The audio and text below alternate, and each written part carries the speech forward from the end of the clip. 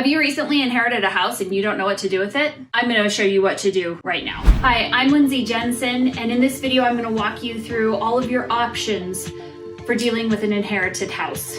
And first of all, I'm really sorry for your loss. I'm sure this is a sad and very stressful time for you. But after you get through this video, you're going to have a really good idea on what steps you should take next. Now, depending on the condition of the house, your location, and the circumstances behind getting a house from a loved one may be a blessing, or it could be a complete disaster. There's 3 things that you can do with this house.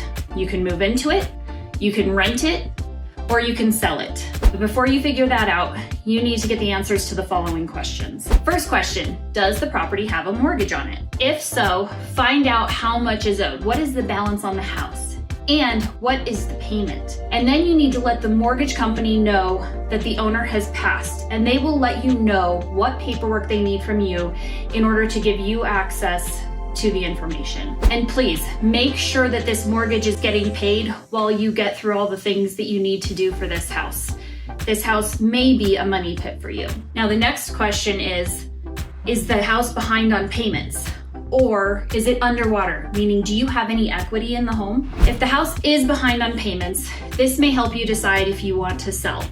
If it's really far behind on payments, you may need to sell quickly. Now, if there is not enough equity, the mortgage company may allow you to do what's called a short sale. A short sale is when you sell the property for less than what is owed on the mortgage. The third question is, does the property need repairs?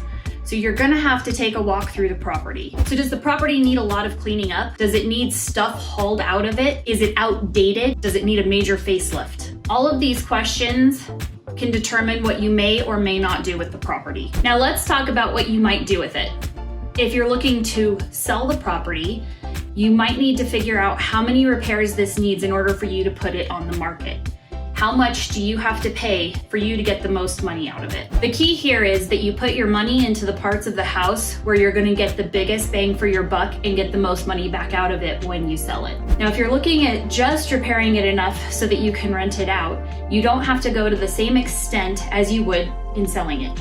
You may be able to just paint older cabinets, and you may be able to put some lipstick on this in order to allow someone to live in it while you keep it. Please remember to check how much rent you can get for this property for the condition that you plan on renting it in. If it's not as much as the mortgage payment, you may consider selling it instead. Now, you may want to sell to an investor if you're looking to get out quickly. Many companies, just like my company, New Generation Home Buyers, buy quickly. We buy as is, meaning you don't have to make any repairs, and we pay cash.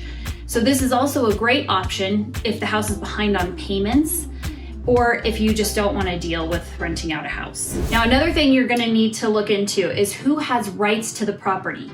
How many decision makers need to be consulted before you put a property on the market or you rent it out. Just remember that you'll be splitting the profits from either a sale or the rents between all of those people. One thing you can do if there's a difference of opinions with people that have a stake in this property is those that want to keep it can buy those that don't out of the property. The last thing you need to consider is the capital gains that you might pay when you're selling this inherited property.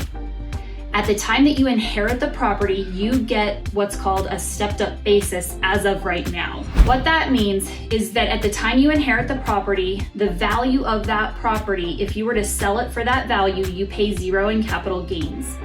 However, if you decide to rent it out and keep it for a year, however much that appreciates, that is the amount that you're going to have to pay capital gains tax on. Now, I'm not an accountant, but you want to make sure that you speak with one so that you know all the ins and outs of the tax ramifications when you're dealing with this. So I hope that this video gave you some information on how to weigh your options when you inherit a house.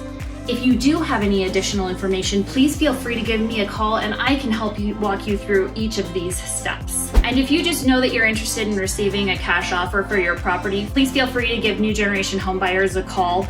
We buy as is, we can pay cash, and we buy quickly or on your timeline. I have been in this business for over 20 years, so please feel free to call me with any questions that you might have. Thank you for watching. I'm Lindsey Jensen with New Generation Home Buyers.